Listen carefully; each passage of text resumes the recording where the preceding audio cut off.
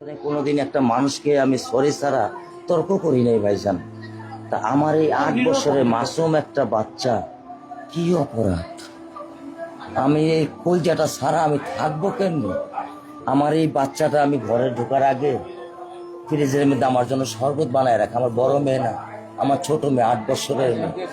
বাবা শরীরের ছবি এখানে লাগায় রাখছে, বাবা তুমি আমাকে নিয়ে যাবা। আমি বলছি, আল্লাহ বাবা তুমি আল্লাহর কাছে যাও, আমার তো নেওয়ার দিয়ে যাওয়ার ক্ষমতা নাই। আমার মেয়ে আল্লাহর কাছে চলে গেছে, আমার মেয়ে আল্লাহর কাছে চলে গেছে।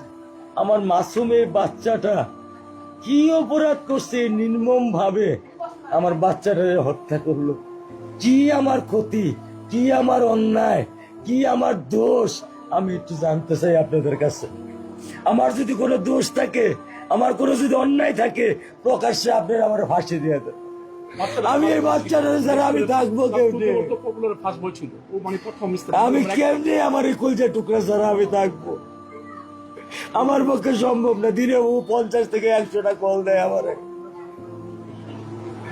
বাবা তুমি কখন আসবা, বাবা তুমি কখন আসবা, বাবা তুমি কখন আসবা। 8টা বছর আমি আমার বুকের এই ঘরে ঘুম পাড়াইছি। আমি আজকে আমি কার সাথে ঘুম আসবো? আমি কি দিয়ে মনে সান্ত্বনা দিব? আমার অপরাধ। আসসালামু আলাইকুম। বলতে পারেন এই ধর্ষণ ব্যাধির মতো নিকৃষ্ট ব্যাধি শেষ কিভাবে হবে? বিগত 1 মাস আগেও আমি ভিডিও করছি, বলছি যে একটা ধর্ষককে প্রকাশ্যে শাস্তি দেওয়া হোক, দেখবেন বাংলাদেশের ধর্ষকের নাম উঠে যাবে।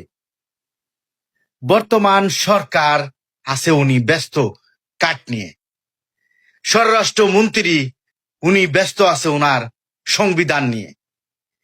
দিনের পর দিন ধর্ষণ আর ধর্ষণ, সেটাও যদি হয় প্রাপ্ত বয়সে, প্রাপ্ত বয়স না, আপনি কি জবাব দিবেন জাতির কাছে? কি জবাব দিবেন এই মা বাবার কাছে? আপনি, আমি আর তীব্র নিন্দা ও প্রতিবাদ জানাই। সেই সাথে আরো একবার বলতে চাই, মাননীয় স্বরাষ্ট্র মন্ত্রী এবং প্রধানমন্ত্রী, একটা দর্শককে প্রকাশ্যে ঝুলিয়ে মেরে ফেলুন, জনসম্মুখে প্রকাশ্যে ফাঁসি দিন। এই দর্শক নামের মরণ ব্যাধি থেকে বাংলাদেশের শিশুরা নিপাত্তা পাবে। আমার ভাবতে ঘৃণা লাগে।